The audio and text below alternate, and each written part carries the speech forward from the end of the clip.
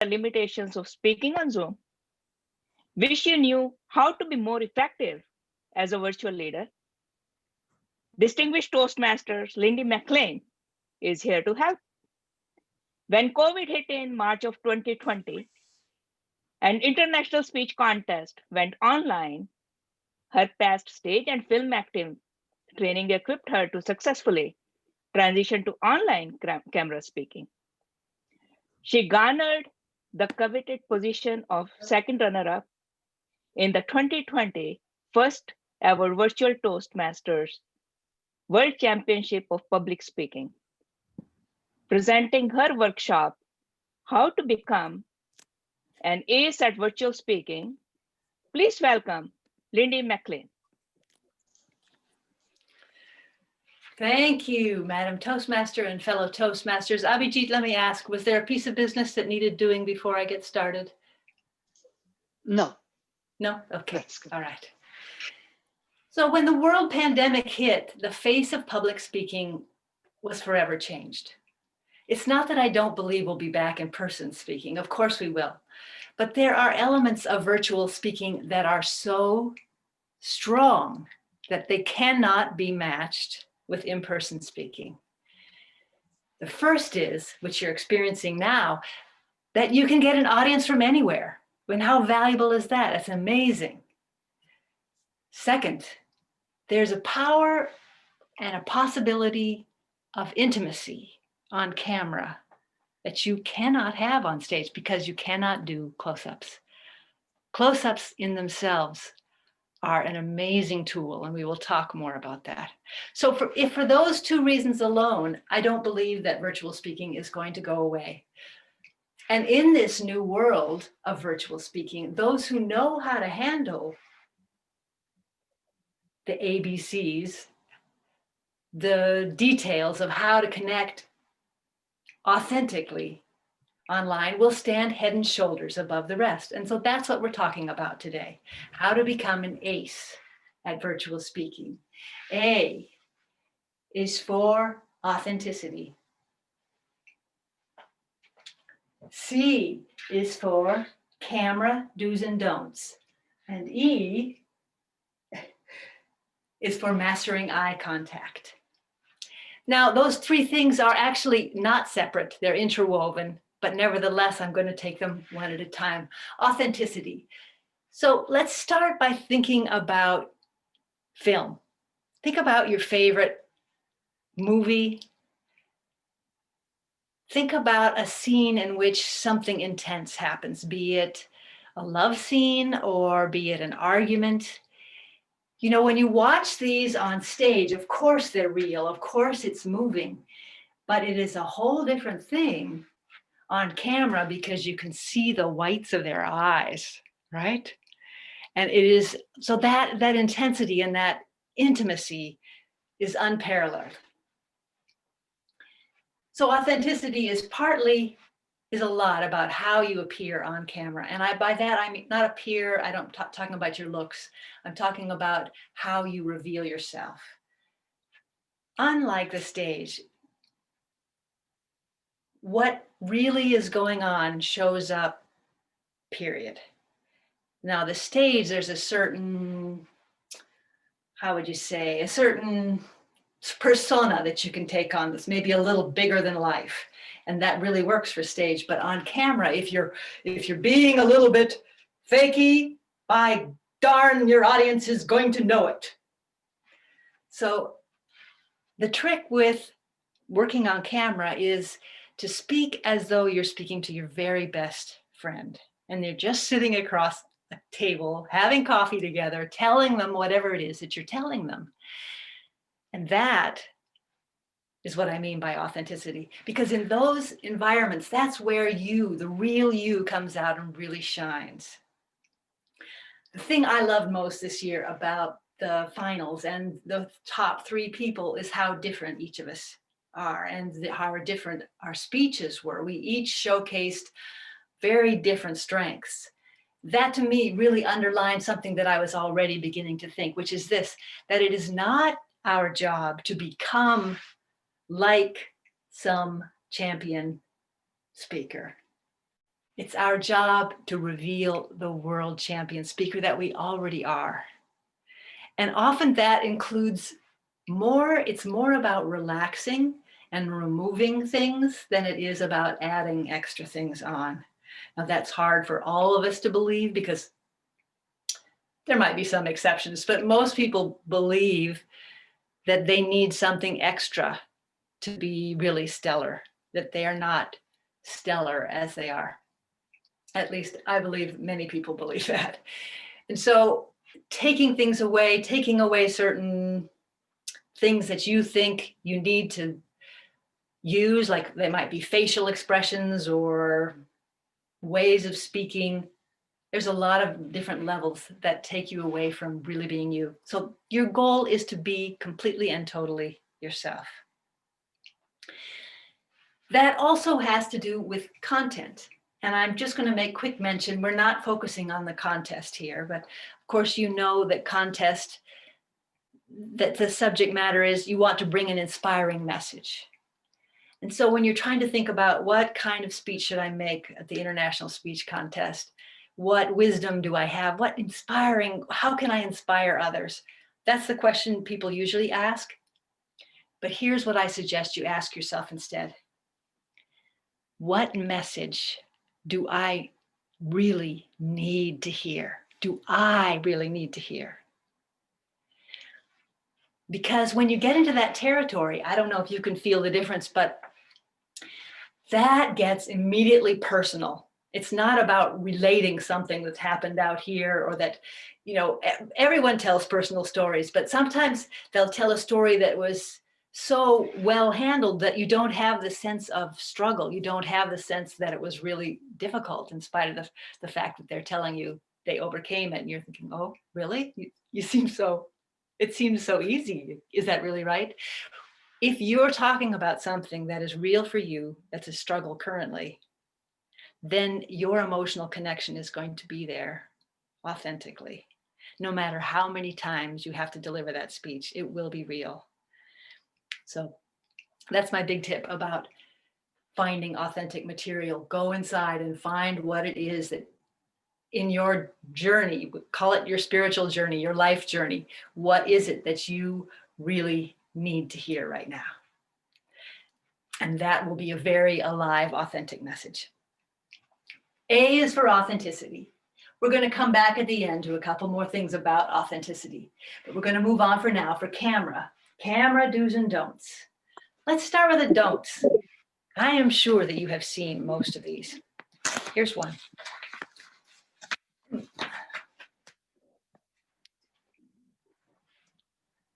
Camera too low. Also very unattractive. But you see this often, right? People stand up and look down at their computer. That doesn't work very well. Here's another one you see when people have desktops. Camera too high. Now my head is only filling the bottom of the space, and you want to use as much of the space as you can with your body. So here's another one, being backlit. Normally that would be a window behind me. But you've seen that where then people's faces are in shadow because there's light behind them. Then you've seen where people are half shadowed. And here's one, too busy a background. With a background like this, yeah, it's colorful, but you're going to be looking at it wondering, what is that? And you're going to start thinking about it. And what you really want to do is not give people any reason to think about anything but what it is you're saying. Then sometimes, besides having a plain background, the color of the background can be a problem occasionally. You can see that the wall behind me is actually that pink color. Well, that color, it turns out to be about the same color as my skin. Now, I didn't realize that when I first started. And no matter how many lamps I brought into the room, I looked like I was in shadow. I just could not get enough light. And it had to do with the relationship with the color and the light and my skin. So then I put up a red sheet. Well, that worked just the other way, that the light, I turned off all the lights and still my skin seemed to glow. So it's light and color do interact. You have to experiment some. And finally, this is a second blue color sheet that I've tried behind me. This is a sheet tacked to my wall. It's a king size sheet just tacked up there. Everyone has different space issues. And some people say, well, I don't have a room I can just use for this. So they may not have a wall. Well, I've seen people hang sheets, just hang them, you know, put up a line and have a sheet behind them so that that in itself sets the room apart. I saw someone use a shower curtain that way. You have to be creative, but having a background that is calm, that is relatively complementary, that people is not distracting people. That's what you're after. Okay, so those are camera don'ts. Now let's talk about camera do's. Do deliver your speech on your feet. It's very tempting in this Zoom environment to just sit comfortably at your chair and talk. But then there's a whole range of things you're missing by that. First of all, the amount of vitality and believability that you can communicate on your feet is a whole step above when you're sitting. And second of all, you cannot use your space when you're sitting still. You might be on a chair with wheels and then you can slightly, but there's all this space. Okay, it's not a real stage. It's not really big, but you can still use it like you can a stage, you know. Once upon a time, Red Riding Hood walked into the woods. Then Red Riding Hood met, who did she meet first? The hunter? I think the hunter. And then she got to her grandmother's house. You see that chronological story, the same as on stage, that she would move that way. And then, as I was saying before, don't miss the potential for close-ups. Now close-ups can be overused. Use them for intimate moments. Use them for confessions, for questions, for things that you really want people to stop and think about, for quiet moments. So, you know, you can overuse it, but do use it. Because I've seen people just plant themselves and deliver the whole speech from here. Well, there's all this space and capacity that you're missing. So use your space, get on your feet, use your space. In order for that to work, you must have your camera raised to eye level. I'm working from a laptop at the moment, and it's sitting on my desk, and there are 2 boxes and a book underneath the laptop. So it takes a lot to get it that high. And if you have it too low, you might still be doing what I'll tell you later for eye contact, but because it isn't at your eye level, you as the audience aren't going to have the same experience you aren't going to feel that I am having eye contact with you the same way that you will if the camera is up at your eye level. Hopefully that made sense. The final do, now this is a personal taste, but I'm going to tell you about it because I do it and I find it helpful. And that is that when you're speaking, pin your own image. Let me show you how you do that. So go up to where your face is and put your cursor up in the right-hand corner, and there's those 3 little blue dots, right? So click on the 3 dots, and down there, well, let's see, maybe that's not coming up in mine. Abhijit, maybe does that have to do with you having a spotlight? I'm just seeing chat. But anyway, under the 3 blue dots, usually there's a choice to pin image. Are you seeing that? Nod if you are. Yeah, right now. Yeah. Okay, good. All right. Yeah. So Myself too. yeah, so once you have yourself pinned, the way you unpin it is over on the left-hand side. There's a remove pin.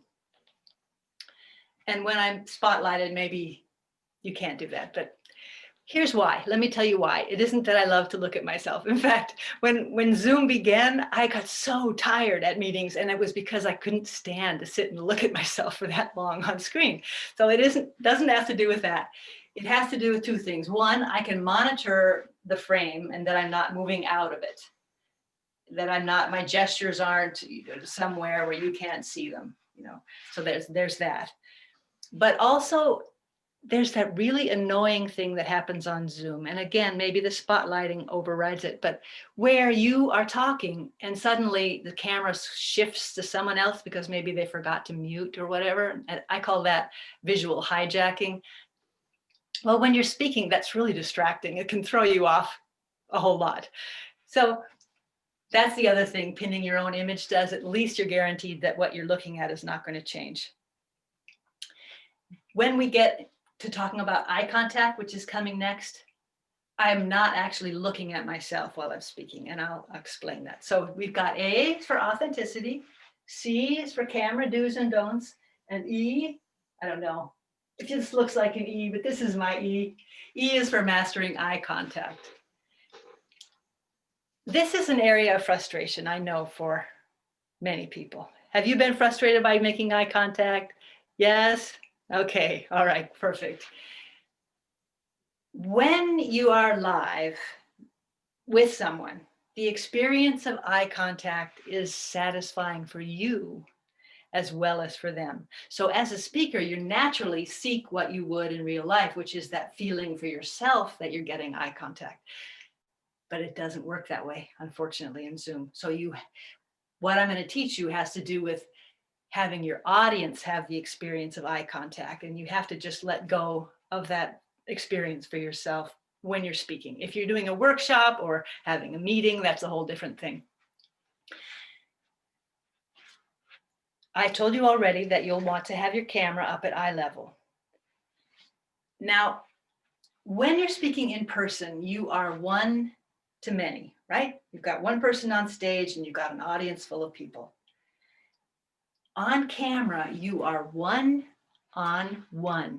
with every audience member. Now that's a really powerful place to be.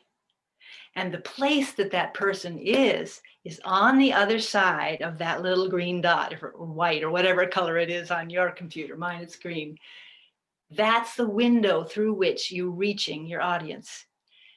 So when you're speaking live, you look to the back of the room, you look to the front, you do all those things because there's a whole audience. But on camera, there's only one place you need to look for eye contact. And we're going to break out in a couple of moments so that you can practice this.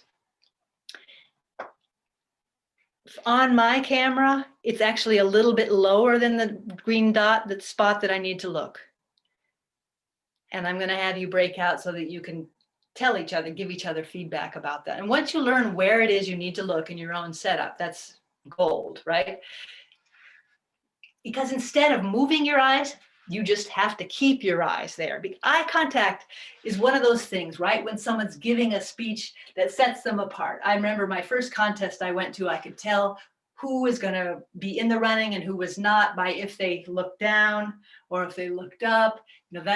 That they broke. When you break eye contact, you lose your audience, even if it's just for a second. So that is what you need to do, is keep looking in this one place, right? Okay. Let's do the breakout part before I'm going to give you the instructions. So we're going to break into groups of 2. Abhijit is going to help us with that. When it's your turn, and the person with the shortest hair goes first, when it's your turn, get your camera up to eye level as much as you can and look at the camera and ask the other person, does this look like I'm looking in your eyes? And they might say, no, look a little down. Okay, is that good? Find out where it is and then switch so that you both know. And I think 4 minutes is probably plenty for this. So go ahead and join your breakout room and I'll see you shortly.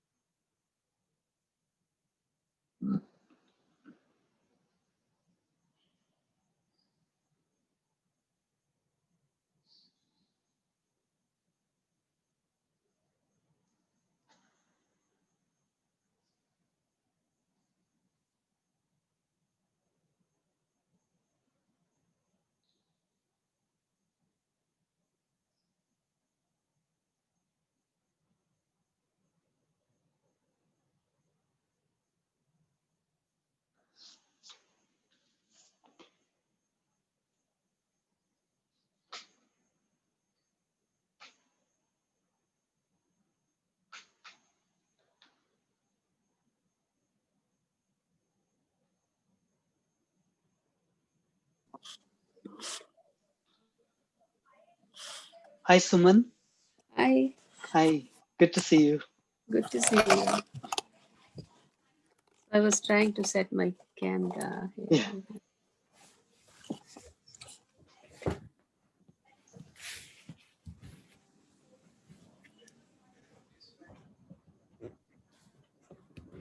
Here. I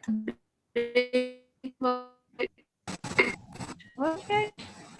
Let's hear from a few of you how that was. Who had an experience they'd like to tell us about? Abhijit, will you call on someone? Me. Go ahead, Renee. My eye contact is a little bit below the green dot, and that was really surprising. So it's right here, a little bit. Do you feel like I'm looking at you? I do. Yep. That's great. Because the last 8 months I've been looking exactly at the dot, and my partner Sarah just told me that actually a little bit below that is a bit more friendly. So that's really a good tip. Thank you for sharing that with us. Cool. Inspiring. Good. Was anybody else surprised or about where they had to look differently? I know Joanna was. I was with Joanna. Joanna, why don't you tell us about your experience?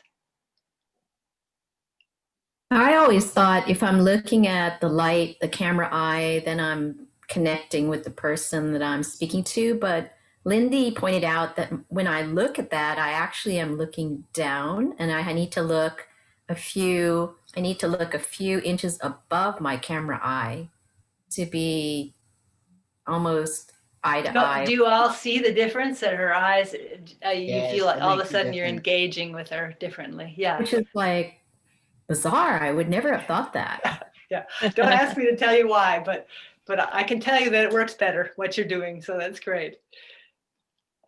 So I have a question, Lindy, if that's okay. Yeah, sure. So how do you keep from, my eyes are drawn to the, the matrix, and I usually, when I present, I have it on gallery view, right? Because I want the audience reaction. But then when you look at that upper corner, you're doing what I'm doing now, right? How do you navigate that? Well, this has to do with moving away from your satisfaction versus there. And that question on the pathways evaluation sheet, audience awareness, I just say does not apply in this, because if you're doing the eye contact right, you aren't looking at the audience. And you could certainly make arguments about why that maybe is not a good idea, but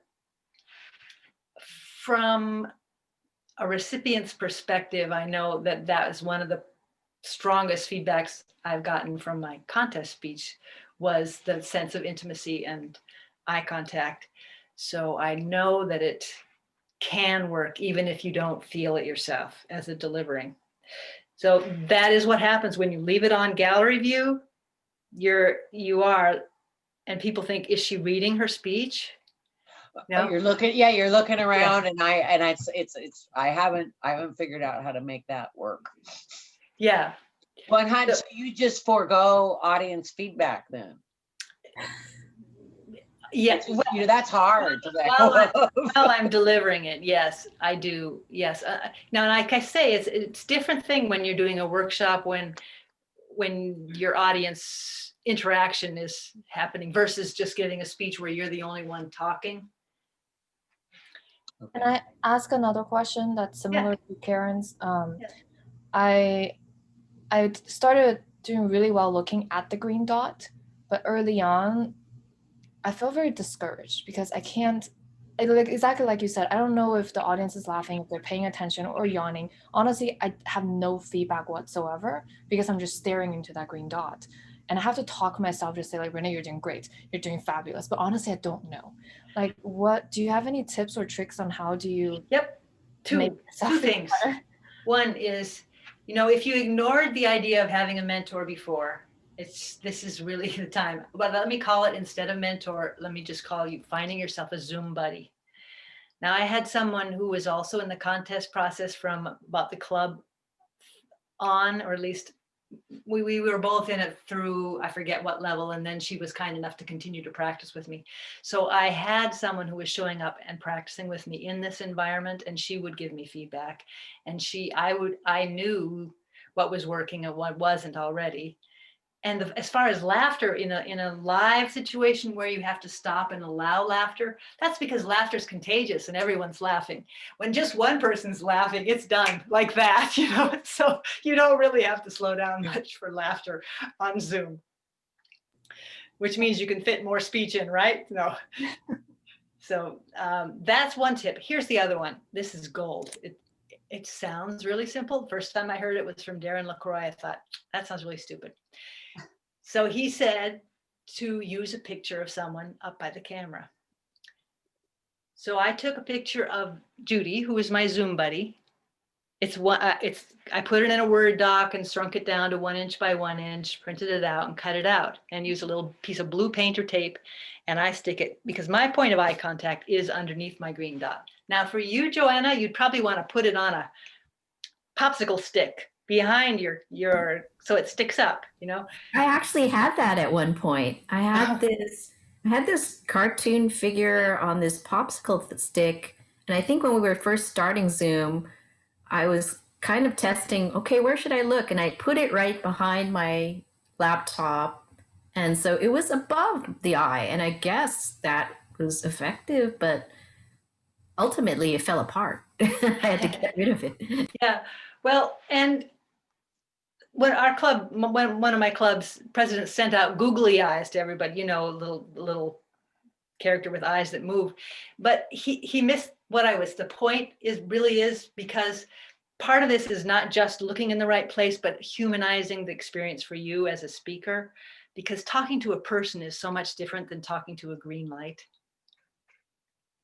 Right? And what you're talking about, Renee, is that business of being able to engage.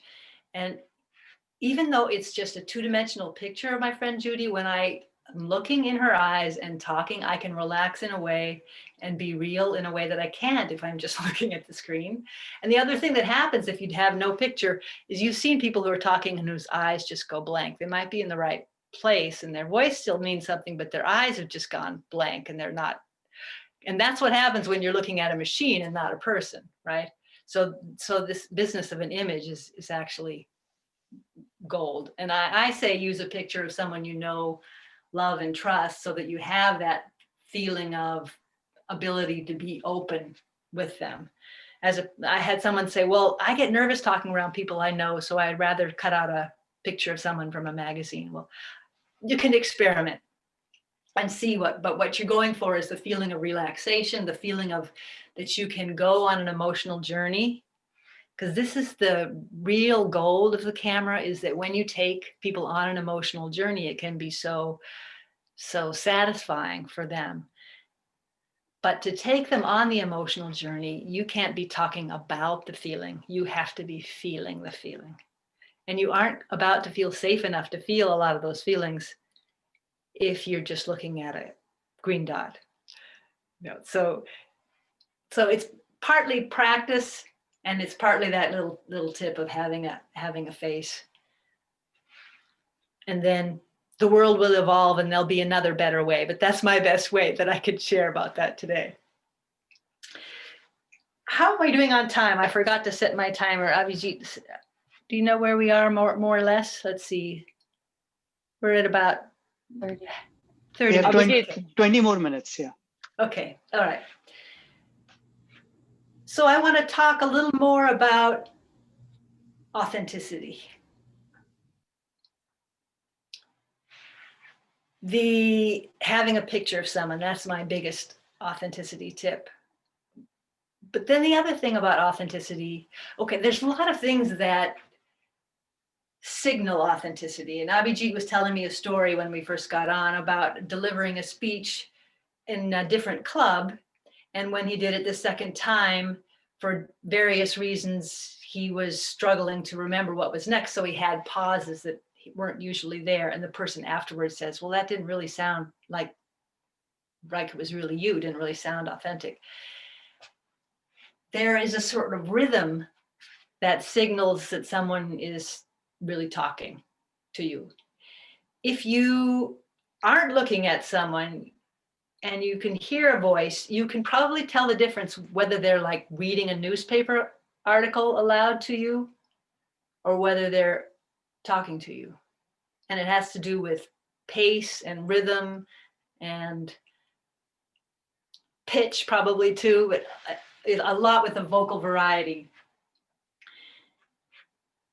When you're learning your speech, do yourself a favor of giving yourself enough time to internalize it. And I say internalize instead of memorize, but to the point where you're able to vary how you deliver it. It's very tempting when you repeat a thing over and over to say it the same way every time.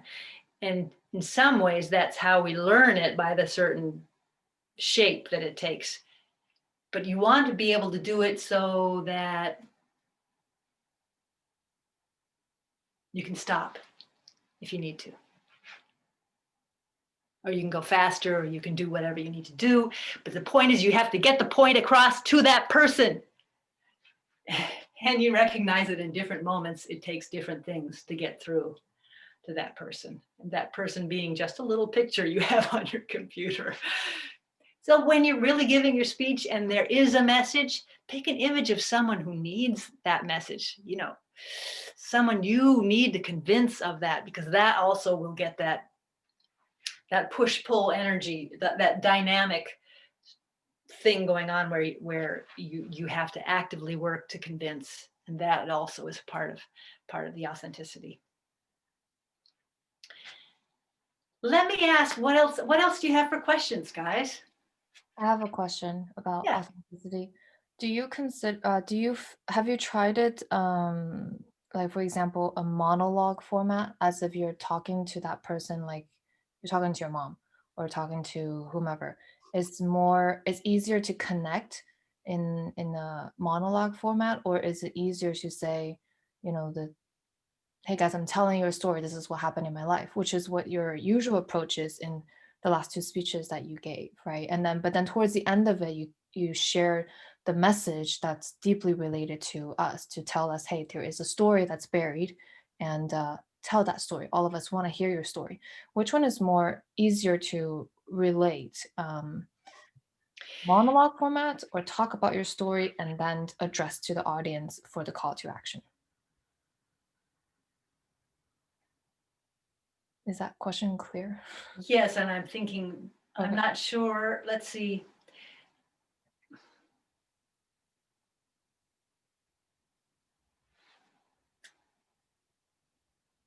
What you're talking about is an ability for you to relate clearly to your audience, right? And that's the advantage of the monologue. Is that what I was hearing you referring to I guess partly? because I'm trying to write a script, and I was trying to Okay. think if I should write it as if like my mom is in front of me and I'm telling her, and then like to say that like anyway, use that to tell a story. I did drama class like many years ago. Yeah. And then there's a monologue kind of a practice. I just remember there was one that I did really, really well, but it doesn't seem like I have seen a lot of monologue kind of in the Mhm. international speech contest. So it's like maybe that's just not a good best practice, because that would be too theatrical and too dramatic, and you should use more of a storytelling format. So You know, I encourage you to try what you feel excited about. I'm thinking about how Linda Marie Miller's speech really kind of broke the mold as far as what is done on the international stage this year. And that's great. There's space for new things that there weren't space for before. For me, the business of storytelling, when you're trying to get things into 5 to 7 minutes, you have to go like this, right? You have to get it, squeeze it down to fit it in. And one of the ways you can do that is by dialogue, right? Instead of narrating a whole scene. I said, don't do that. What do you mean, don't do that? You communicate something that's going on a lot faster with dialogue than with narrative. So dialogue takes a step outside of monologue, I think. And then the other thing that comes to me is just the word, how important the word you is, particularly in this environment, you singular, not you plural. To write it as you're speaking to one person, because every person is listening as one person, especially behind a camera. You know, you're talking to one person. So that word you, when if you ask a question, have you ever, or when was the last time you,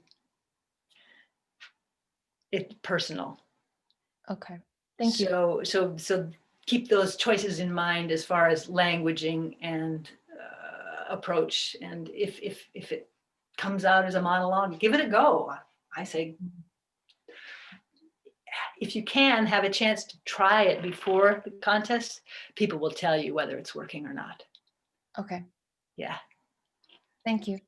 Mhm. Hi, Janet. I wanted to ask you, I noticed that you're wearing a headset, and I'm wondering how important, like having external camera gives me the opportunity to have better eye contact. But what about microphones and that kind of thing? I'm not an expert in equipment. And I think if I were to go back and do the thing over again, I probably would invest in equipment. Now, I have really mixed feelings about the whole thing. First of all, I didn't want the darn thing to last so long, right? Pandemic. But I also have this belief that kind of worked against me a little bit, which is I so strongly do not want contests to be a privileged thing. But I am privileged. So what do I think I'm doing, you know? So anyway, I wanted to do with what I had as much as possible rather than going out and buying a lot of things to try to make it better. I did finally get an O-ring, but other than that, I have lamps in my room. So now those are just sort of my approach. But when I watched Mike Carr's winning speech, he clearly had great lighting, great camera, great microphone. So I think that having quality equipment definitely makes a difference. And what the bottom line is your speech and your message and your delivery of that content. Thank you. Did that help? Did that? That was fine. I mean, Okay. in a contest, they're not necessarily judging you for your speaker system. Yes, They're in still- fact, they're not allowed to judge on technical difficulties or technicalities. Those technical items are not allowed to judge on. Okay, that's good to know. Thank Now you. they, of course, if they can't hear you, it's going to affect how they rate you. But yeah, so yeah, and I know, like, using the internal microphone as I do of my computer, when I'm back here, it's not nearly as loud as when I'm up here. So, you know, I try to adjust for that, but it's not the same as one of those nice clip-on mics. If you can afford good equipment and you're comfortable making the investment no matter how the contest goes, then go for it. I Go ahead. sorry, Abhi, I keep on asking a question. You go first. Yeah, no, you go. Oh. Lindy, I had a question regarding your script. How long does it take for you to start the script and have it somewhat ready for you? It's like 80% because the script is always rewritten, right? So what is your process to bring the speech to life? I'm a writer before I'm a talker. So I write things down and then I read it and I edit it. And whenever you write something here, you know, I always think, oh, I have to get it. It's tempting to want to get it right before you start, right? Tell me some of the rest of you have that struggle. Just put something down because you can't rewrite it until you've got something on the page. So that's the most important thing, is to put something on the page, and then you can begin to rewrite. I will rewrite a number of times, but at some point I realize, you know, I'm just going around in circles. I have to do it for someone now and then start getting feedback. And this is really the magic of Toastmasters and the fact that we have evaluation. I don't think any of us is really capable of having the perspective and the insight that other people can have on our work. So it takes bravery to bring it to people before it really feels ready, but that is the best way to move forward. So in terms of, if you're asking how long, Abhijit,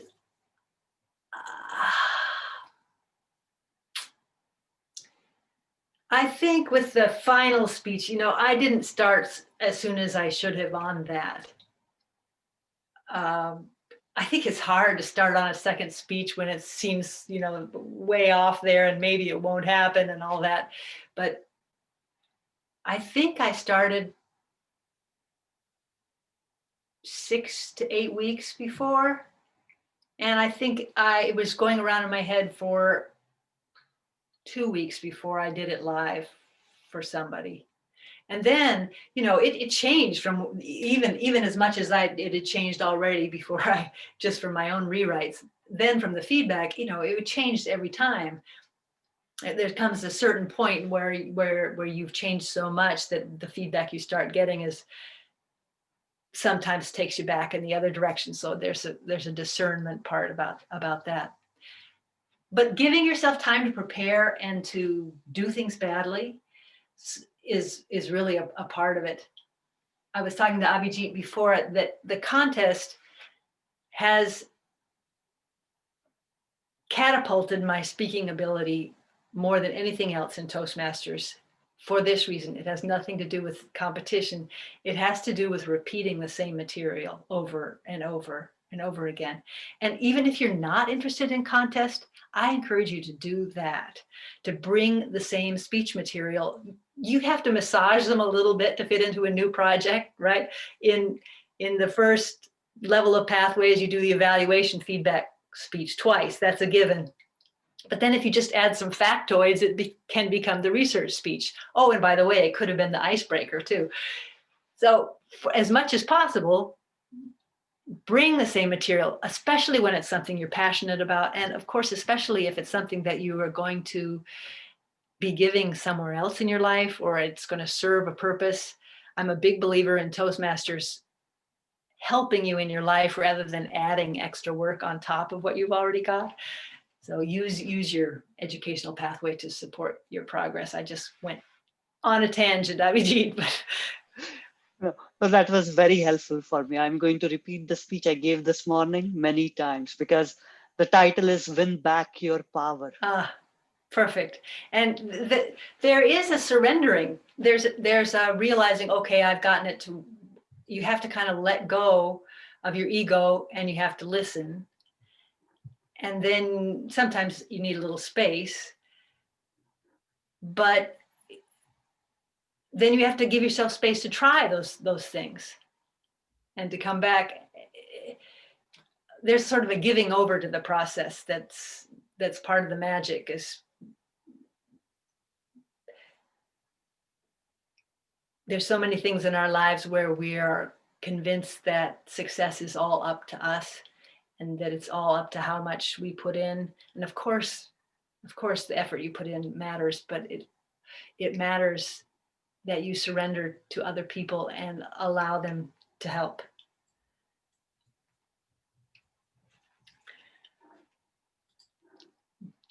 Jenny, you have a question? Go ahead. Yes. In the other speech you had, the slides you left behind, I think you cried in that speech. It could be. It was captured, and I was just wondering what were the thoughts that went into delivering that speech. And it must be bajillion times that you delivered that same speech, and I felt like I still saw tears in your eyes, the one that's recorded and posted on YouTube. Mm-hmm. And I was just wondering, how did you get all of that emotions in that moment to let it be shown in front of camera? This is a part of picking material that has real resonance for you. Not, it was important 6 years ago, but there's at least part of that. The business of claiming my passions in a world where I sometimes feel like I don't fit neatly in, it's kind of a lifelong theme for me. So it has resonance even today, even though I was talking about a high school situation. And that's part of it. And then the other part of it is that when you write something, usually it does have meaning, or you wouldn't bother to write it, right? So you have passion, but you've done it so many times, or you're nervous and in front of the camera, and how do you let the emotion flow through you? That's the part where it's like peeling away, because it's relaxing. I find, moving, even just shaking before I start, shaking everything out, or moving my hips a lot. All of us have one place in the body or more where what I call hold. And my hips is one of those places. I cut myself off from a certain energy, but if I can relax, then I feel my feelings more than if I'm tense. And you probably remember from acting class, Renee, where there's a big physical warm-up, and that's so that you can, there's all this work when you're trying to become an actor, all this work and how you can learn to be natural. It's kind of funny, but it just takes practice to be able to be ourselves publicly. Thank you. Mhm.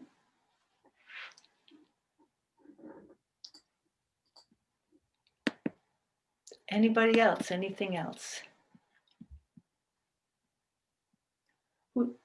Who's going to be competing this year? Renee, Cedric. No, I haven't decided. I can't write a speech that I really like. The key message is I- so hard. Oh, come on, Renee. You can No, do it. topic, and I was like, I don't want people to think I'm stupid, or like I'm a little afraid of people judging me. Yes. I Okay. don't- I'm glad you said that. I'm I glad don't you have said a good that. relationship with my mom. Come on, if I'm gonna tell everyone that I don't, and the stories is really not that great, and especially for those in this audience, everyone has a mom, and then for me to say that my mom is not great, it's not a very popular topic, and I just feel like. Anyway, every topic that I felt like I should want to say, I was just like, oh, people are gonna judge me. Okay. I'm glad you said that, because this is the internal battle that we go through, right? The magic of international speech contest speeches is when they really have hit a universal chord and all of us can feel that. It's because they've gone into territory that is fragile or difficult or challenging. And you cannot go into those spaces without being afraid of what people are going to think. So this is just like getting up and doing your icebreaker, where you're afraid of what people are going to think, or you're afraid you're going to fall over and faint, or you're afraid of whatever you're afraid of, right? It isn't that you stop being afraid, it's that you feel the fear and do it anyway. And let me tell you, Renee, the gift that you'll be giving your fellow club members by bringing that material will be enormous, because they will know you at a level that they don't yet know you. They will feel connected to you at a level that you have not maybe allowed them in yet. And this, I'm saying you because I'm talking to you, but I could say you to any of the rest of you as well. That bringing those kinds of brave material is a wonderful thing for a club to do. And I have been encouraging clubs to take a theme, do buried stories. You have to start it out by saying, I, Lindy, solemnly swear that what I hear here today stays here, and have everybody agree to that kind of confidentiality so everyone feels safe. But revealing yourself, especially since we are stuck at home and we're just talking over a camera, the more we can share of ourselves, the more it helps to feel connected. Renee, I want you to be a part of the contest. Go, Renee. Yay! Thank The you. rest of us do too, Renee. We'll be expecting your contest speech. We'd actually like to hear it 3 or 4 times so we can see how you change it. Yes, that's right. And if you And- need other clubs to practice at, I have at least 2 I could arrange you to speak at. Yes. And when you're getting into a subject that you feel like might be a downer, 2 things. Remember to incorporate humor. So you're poking a little fun at, well, for me, that self, what's that called? Deprecate. Deprecation. Self-deprecating, Thank you. yes. That's the word. Self-deprecation is is where I'm most comfortable humor-wise. Poke a little fun at yourself. That lightens the moment. That helps with the difficult material. The other thing is, if you're going to take people down, you have to take them back up before you leave. So you're nodding, so you know that. So Lindy, I have one question. yes.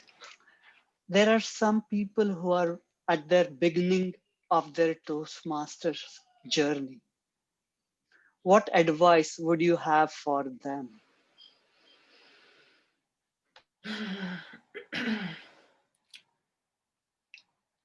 Toastmasters has given me so much.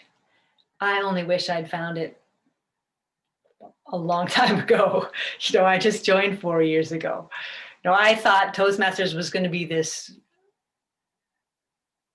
big conference table with men in suits around it, banging their gavels. You know, I say that as kind of a cartoon image, but I had an image of rigidity and of rules, and it wasn't very appealing. And I went to my first club meeting, and of course it wasn't that. I found welcoming people, warm people. I found other people who were dedicated lifelong learners. I think that's one thing we have in common as Toastmasters, is that we want to continue to grow. And part of that means that we continually nudge ourselves outside of our comfort zone. And that's what I would say as a beginning Toastmaster, or even an experienced one. The more that you can continue to nudge yourself a little farther, the bigger gift you give your club and the faster you will grow. And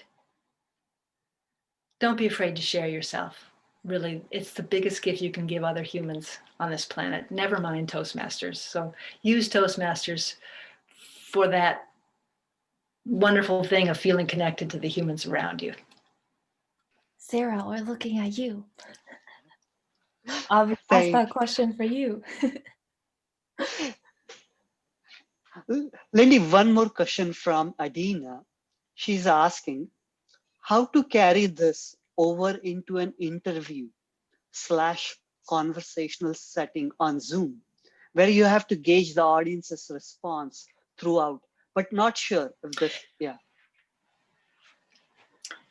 When I'm talking one-on-one with someone on Zoom, the fact that there's only 2 of you there means that the actual placement of your eyes is not quite as important. You know, you both watching each other in animation, you're both animated, you're both talking, you feel like you're looking each other in the eyes enough. You don't pay attention to the fact that they're looking a little low, and so are you. So at some level, it doesn't really matter. But I have found, as what I've been doing lately, is that when I speak to that spot, right? When I listen, I look at the person. And then I speak, I look. And part of that is, it's almost like being blind, right? Where your other senses start to work overtime. You get from their voice what they're feeling, and you get a lot more from their voice than you might pay attention to when you're looking at them. So I do play with this a little bit of actually looking in the camera, especially if I want to be persuasive. If I'm spending time just asking questions and listening, then the eye contact is not that big of a deal, I think, Adina. Thank you. Yeah. Okay, we are almost at the tail end of the meeting. Lindy, I really appreciate you coming in and spending some time with us and sharing your helpful tips in how we can ace this virtual Zoom environment. And to remind everybody, we really thank Women Leads Toastmasters for hosting this particular talk for everybody's benefit. Virtual environment is very important for everybody. So I hope you took some wonderful tips, and do follow Women Lead Toastmasters and look out for other very engaging workshops that we have in store for you. See you at the future meetings. Thank you, everyone, and good night.